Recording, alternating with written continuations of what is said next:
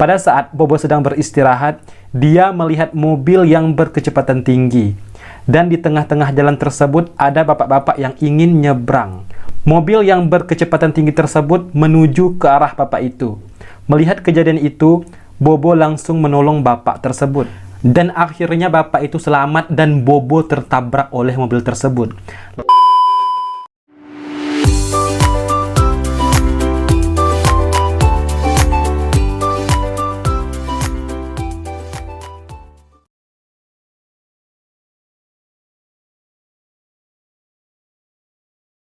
Pada episode pertama, Cinta terlihat kebingungan. Ia bingung memilih antara Boy temannya waktu sekolah yang hidup sudah berkecukupan dengan Bobo yang merupakan pacarnya saat ini. Ternyata Cinta meminta waktu untuk menjawab dari ungkapan perasaan Boy tersebut. Lalu Boy mencoba untuk sabar.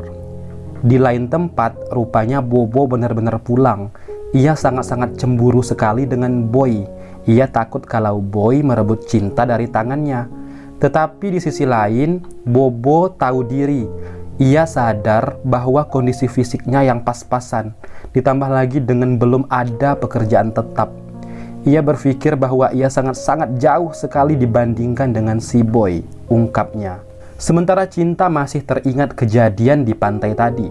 Dia masih tidak habis pikir kenapa Bobo terlalu cemburuan. Padahal dia sama Boy nggak ada hubungan apa-apa, hanya sebatas teman. Semenjak saat itulah Cinta mulai ilfil dengan Bobo. Dia berpikir kalau dia punya pacar cemburuan kayak Bobo, pasti nggak ada yang mau berteman sama dia, terutama teman cowok. Cinta sampai ganti nomornya sebagai wujud dari rasa kesal dan kecewanya terhadap Bobo. 1 minggu kemudian, Cinta dan Bobo saling nggak ada ngasih kabar. Mereka lost contact. Nggak ada ketemuan atau chat-chatan karena Cinta udah ganti nomor HP. Sementara Boy setiap hari selalu datang ke rumah Cinta, ngasih bunga, ngasih kue, ngasih perhatian, dan Boy berusaha selalu ada untuk Cinta. Awalnya Cinta responnya biasa-biasa aja terhadap Boy, tetapi lambat laun Cinta mulai tumbuh rasa suka terhadap Boy karena dia berpikir hanya Boy lah yang selalu ada ketika dia sedang terpuruk. Bertolak belakang dengan Bobo, Cinta sangat benci sekali dengan Bobo. Cinta berpikir bahwa Bobo ternyata orangnya pengecut. Udah gendut, hitam, jelek, pengecut lagi. Begitu ungkapnya. Sejak saat itulah Cinta kerap sekali membanding-bandingkan Boy dan Bobo. Di tempat lain, Bobo masih kepikiran Cinta.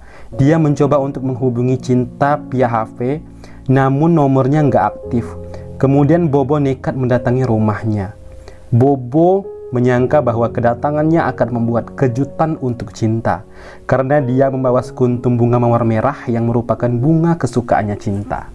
Sesampainya di rumah, Bobo dicegat oleh security penjaga rumahnya Cinta. Security itu bilang bahwa Bobo nggak boleh masuk menemui Cinta. Lalu Bobo pun bertanya kenapa ia tidak diperbolehkan masuk. Dan security tersebut menjawab bahwa dia hanya menjalankan tugas.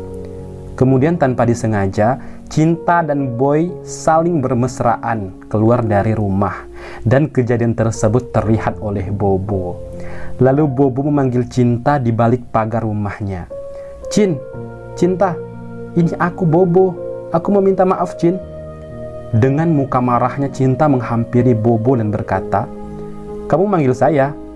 Perasaan saya nggak ada teman sejelek dan sedekil kamu deh. Teman saya rata-rata cantik, ganteng-ganteng, dan kamu ngaku kenal sama saya.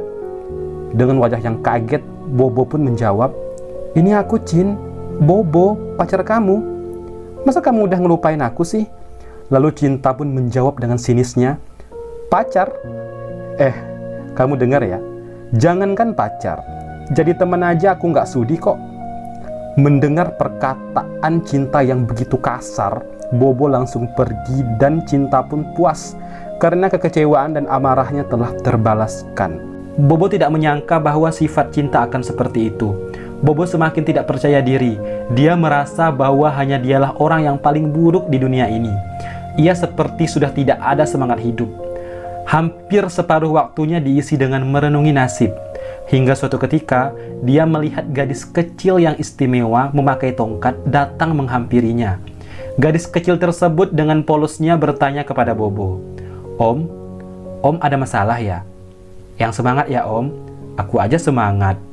Lalu gadis kecil tersebut pergi dan ternyata Bobo sedang bermimpi.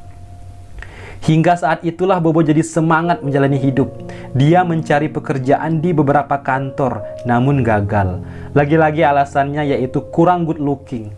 Tetapi Bobo tidak pantang menyerah, karena dia yakin dari sekian banyaknya perusahaan pasti ada yang mengutamakan skill, mengingat Bobo merupakan sarjana komputer. Sementara Cinta dan Boy sedang mesra-mesranya. Cinta menyesal kenapa tidak dari dulu saja dia mengenal Boy. Kenapa kehidupan asmaranya sempat diisi oleh orang yang gak ada gunanya itu. Orang yang dimaksud adalah Bobo. Dan mereka akan berencana untuk menikah dalam waktu dekat. Di lain tempat, Bobo masih berusaha untuk mencari pekerjaan, namun belum berhasil. Kemudian Bobo berdiri di bawah pohon untuk beristirahat. Pada saat Bobo sedang beristirahat, dia melihat mobil yang berkecepatan tinggi.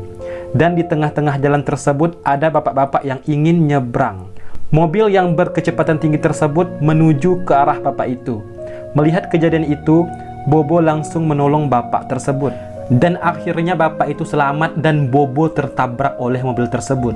Lalu mobil itu langsung pergi dan Bobo jadi korban tabrak lari. Singkat cerita, Bobo dibawa warga ke rumah sakit. Bobo didampingi oleh bapak itu.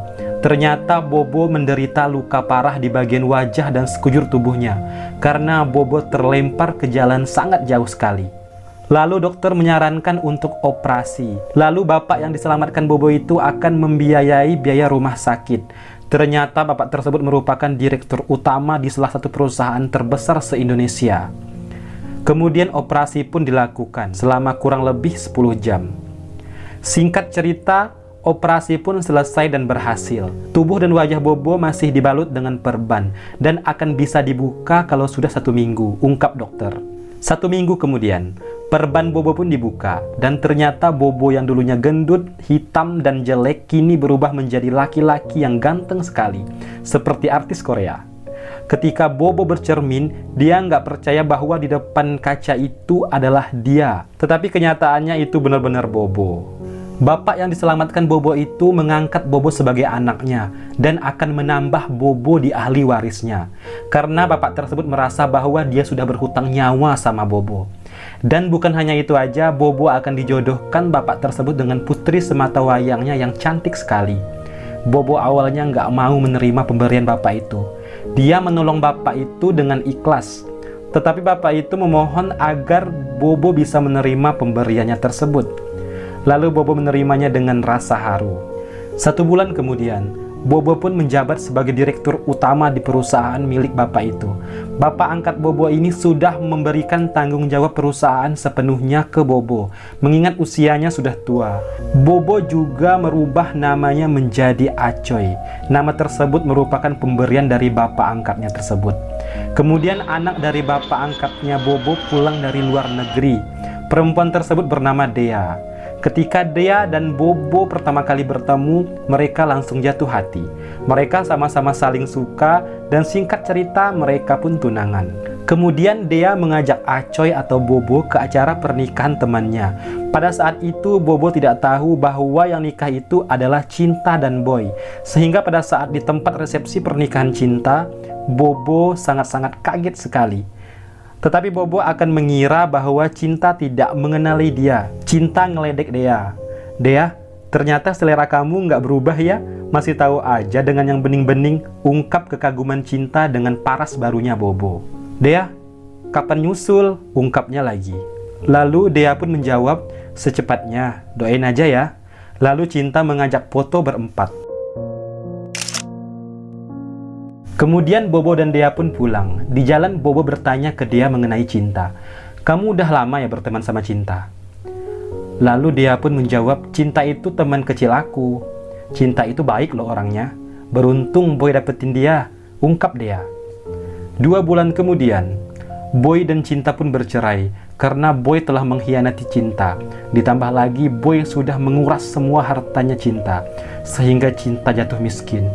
Cinta stres menghadapi semua itu. Lalu Cinta pun ingin meminta tolong ke Dea agar bisa menampungnya, karena dia sudah tidak memiliki rumah. Dan Dea pun dengan senang hati membantu Cinta dengan mengizinkan Cinta tinggal di rumahnya. Ternyata Bobo juga tinggal di rumah yang sama, yaitu rumah papanya Dea. Jadi secara tidak langsung Bobo dan Cinta bertemu setiap hari.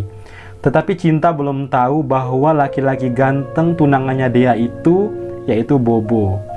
Kemudian tak disengaja Cinta menemukan dompet yang tercecer di dalam rumah. Kemudian Cinta pun membuka dompetnya dan ternyata dompet itu punya Bobo.